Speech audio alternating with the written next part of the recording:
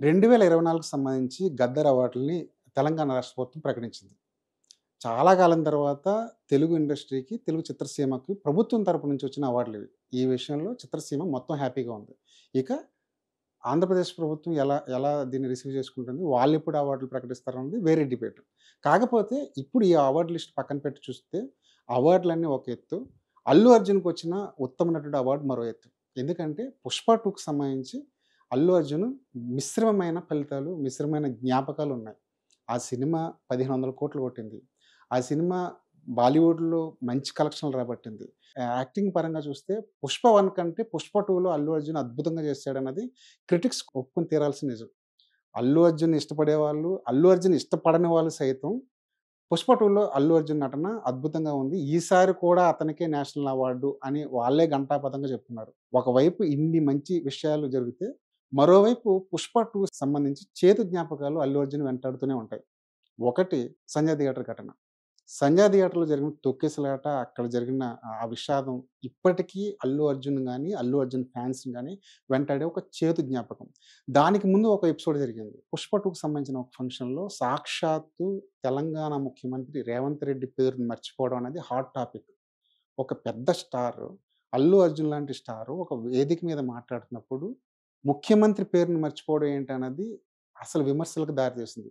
అల్లు అర్జున్‌ని ఇష్టపడిన వాళ్ళు, ఇష్టపడిన వాళ్ళని కూడా ఈ విషయాన్ని టార్గెట్ చేస్తూ అతన్ని ట్రోల్స్‌లో, మీమ్స్‌లో వాడేశారు. కట్ చేస్తే ఇప్పుడు అదే 'పుష్ప 2'కి సంబంధించి అదే రేవంత్ రెడ్డి ప్రభుత్వం నుంచి ఉత్తమ నటుడిగా 'గద్దర్' అవార్డ్ రావడం. 'సంజయ్ థియేటర్' ఇన్సిడెంట్‌లో కేవలం రేవంత్ రెడ్డి తన పేరు మర్చిపోయాడన్నది వ్యక్తిగతంగా తీసుకొని అల్లు అర్జున్ టార్గెట్ చేశారా? అని ఆ రోజుల్లో విపరీతమైన చర్చ నడిచింది.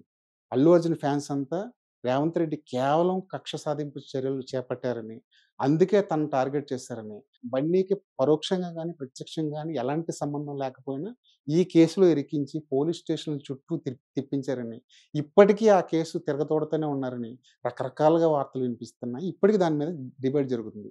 ఇలాంటి పరిస్థితుల్లో అటు రేవంత్ రెడ్డి ప్రభుత్వం నుంచి 'పుష్ప 2'కి సంబంధించి బన్నీకి అవార్డ్ ఇవ్వడం అన్నది అల్లు అర్జున్ ఫ్యాన్స్ చాలా ప్రెషర్ నుంచి బయటకొచ్చేసి ఒక విషయంగా మాట్లాడుకోవచ్చు. ఈ విషయం ద్వారా అల్లు అర్జున్‌కి 'గదర్' అవార్డ్ ఇవ్వడం వెనుక రేవంత్ రెడ్డి నుంచి స్పష్టమైన ఉద్దేశాలొస్తున్నాయి. ఒకటి సినిమానే అవార్డే ప్రతిభే.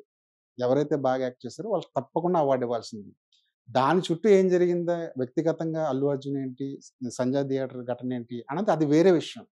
నిజంగా award members, award jury committee ఓ లిస్టేసిన తర్వాత ఆ లిస్ట్ గవర్నమెంట్ దగ్గరికెళ్తుంది గదా! రేవంత్ రెడ్డికి చూపించే గదా! ఆయన ఆమోద ముద్ర తీసుకునే గదా! అవార్డ్ ప్రకటించేది. రేవంత్ రెడ్డికి తెలియకుండా ఏ అవార్డ్ ఇవ్వరు గదా!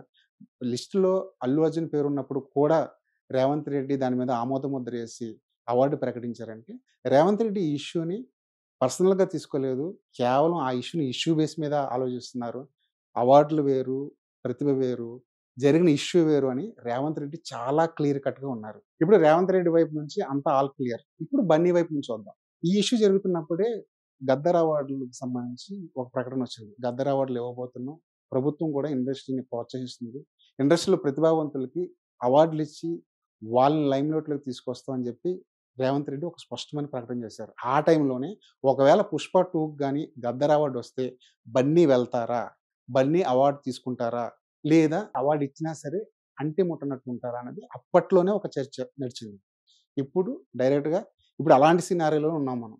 వచ్చే నెల జరిగే 'గద్దర్' అవార్డుల కార్యక్రమానికి ముఖ్యమంత్రి గారు ఖచ్చితంగా ప్రోటోకాల్ ప్రకారం ఆయనే అవార్డులిస్తారు. ఆ అవార్డ్ కార్యక్రమానికి బన్నీ వెళ్తే గనక ముఖ్యమంత్రి గారి చేతుల మీదుగా బన్నీ అవార్డ్ తీసుకునే దృశ్యం ఈ ఇయర్ అది బెస్ట్ పిక్ అవుద్ది. ఇందులో ఎటువంటి అనుమానం లేదు. మరి అలాంటి మూవ్‌మెంట్ కోసం మొత్తం చిత్రసీమ మొత్తం ఎదురు చూస్తుంది. చిత్రసీమతో పాటు బన్నీ ఫ్యాన్స్ కూడా చాలా ఆసక్తిగా ఎదురు చూస్తున్నారు. మరి అలాంటి మూవ్‌మెంట్ రాబోతుందా? చూద్దాం.